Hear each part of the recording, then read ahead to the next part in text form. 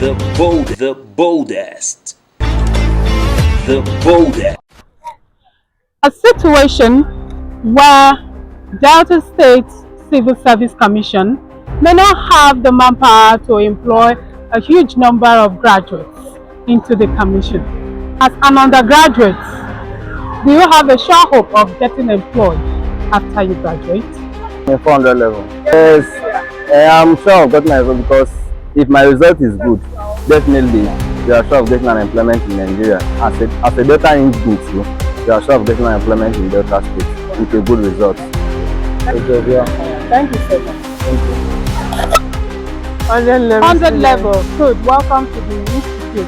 Now, as a 100 level student, if you graduate, do you have sure hope of getting employment in Delta State or even in Nigeria?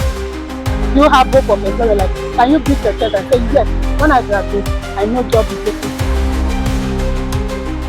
Yes, by the grace of God. By the grace of God, you have hope. Yes. We've heard the undergraduates with their different opinions, but let's hear from Delta State government what they said about the situation during the press briefing yesterday at Chike Edoziem Complex, Delta State Secretariat, at the Ministry of Information Conference Hall. During this press briefing led by the Commissioner for Works, Rural Roads and Public Information, Mr. Charles Amiabu. Let's hear what he has to say concerning the situation. The Commissioner for Works, Rural Roads and Public Information, Mr. Charles Amiabu, clearly answered the question with the results of the trip to Brazil, which the state government embarked on recently. Let us hear from him. And by the grace of God, to a very large extent, we can say that we accomplished a whole lot of the efforts that took us to Brazil. We have said that the Burundi administration has been very, very heavy in creating an enabling environment by building a whole lot of infrastructure across the length and breadth of the local government areas. And having been able to open up these local government. In that discussion, we were able to extract from a number of them the fact that they will want to come to Delta for the purpose of carrying out their businesses, and we're quite convinced that by the time we're able to bring in some of these industries, we are not only going to be lighting up our state, we are also going able to increase the possibility of our state being able to create jobs and indeed boosting the standard of living of our area. So that done, by the time we are back from Brazil, we also had the interaction with a very, very major company that is involved in energy generation. And we are discussing very, very well. They not too distant time. They will come into the state to showcase the model and how we can proceed with that. And so those are some of the things we are doing in that regard. And our idea is that in doing so, we would have been able to also create jobs because we have established a number of schools, and we are quite convinced that these schools will churn out graduates year to year. And these graduates will have to have where to work. And that is why the Burundi administration is thinking beyond when they will graduate, to think of when they graduate, what are the other possibilities. Because we're not only producing them for other states, we're also producing them as part of manpower to serve our state, knowing that the state civil service does not have the capacity to be able to mop up all these number of persons. As such, we need them to get involved in some level of productivity so that by so doing, we would have been able to indeed bring about both social and fiscal security to our state, and at the same time increase and boost the standard of living of our people. Apart from creating jobs for Deltans, Governor Sharif Oboriwari is ensuring the proper and accurate representation of jobs and professions by their appearances. Then on the issue of the dress code, very, very clearly, the civil service is a regimented service. What it means that there are rules that govern the operations in the civil service. When you appear for screening or for interview, you don't appear for interview wearing rags. And there is nothing wrong in asking people to be decently dressed. Well, the code that was recently, the circular that was recently released, is just to re-emphasize what has always been in the civil service rules.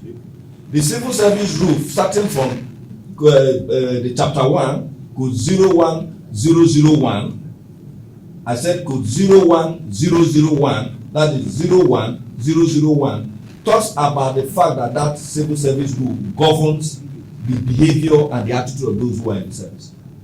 And that for whatever you do, except where the exceptions are very well stated, you are supposed to abide by that rule.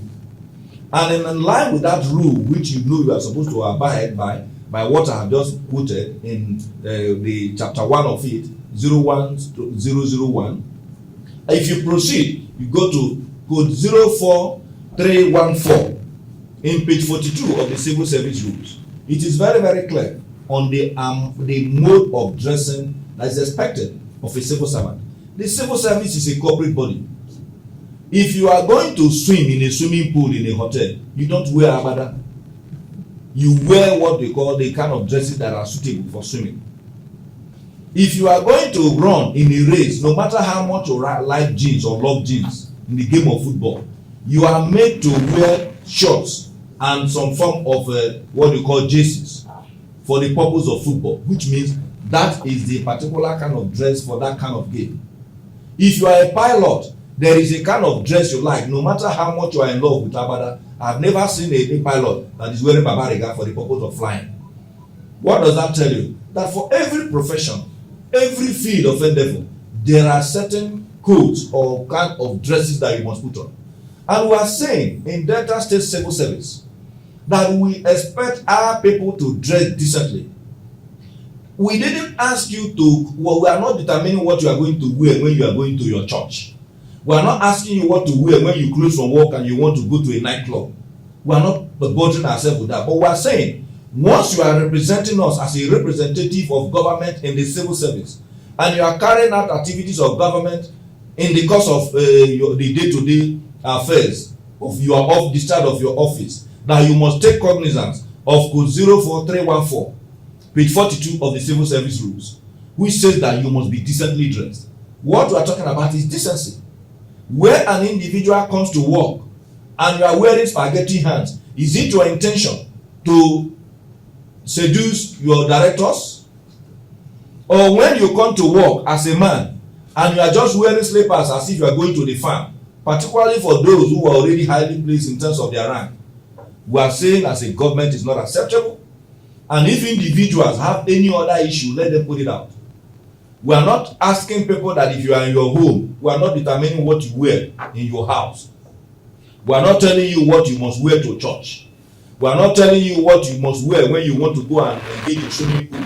If you go to the different banks, they have their colors. You cannot be in Zenith Bank and be wearing a green tie, even if you are in love with a green tie.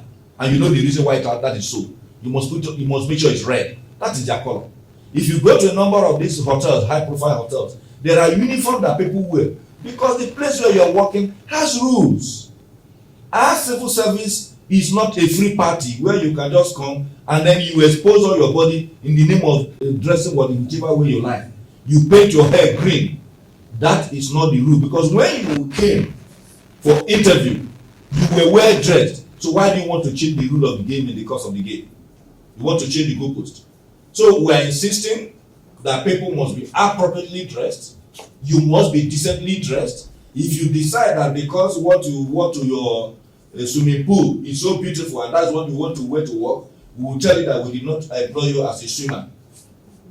So there are rules, and those rules are going to govern the codes with which we operate in Delta State Civil Service. It's a regimented service. That is why you must subject yourself to the rules of the civil service. You don't come and say, okay, I am going to become a director tomorrow because that's what you want. You must follow the process in the ladder before you get to that level. So for those who are making it look as if there's something out of the ordinary, what we have said is that our workers must be decent when they are in the workplace. Our workers must be decently dressed when they are representing government. That is what we are saying, and we are insisting that they must be decent in their approach and in their dresses. If you see even core members who are dressing very, very fine and beautiful, how come now you, who is supposed, they are supposed to look up to, want to begin to set bad examples? So that one, I want to believe, is very, very clear as to what we want to achieve. Indeed, the leadership of Delta State Governor, Elder Sheriff Oboriwori, is that of developmental one, and the Ukodo is obviously going round. On this note, I'll call it a wrap. Follow me on the Boldest TV show on all our social media platforms, especially the YouTube and the Facebook, for more informative, educating, and entertaining updates. I still remain Esther Dominic, aka Esther Shine, of your favorite show, the Boldest TV show. I'm signing out. Ciao.